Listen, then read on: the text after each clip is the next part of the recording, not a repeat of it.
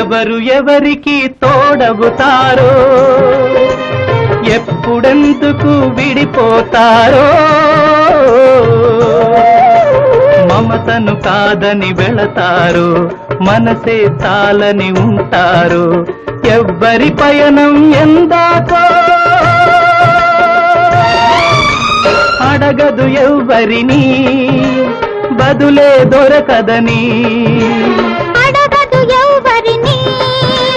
బదులే దొరకదని ఓ బాటసారి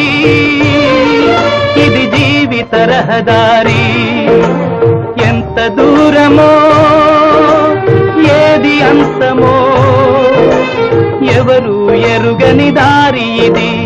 ఒకరికి సొంతం కాదు ఇది ఓ బాటసారి ఇది జీవిత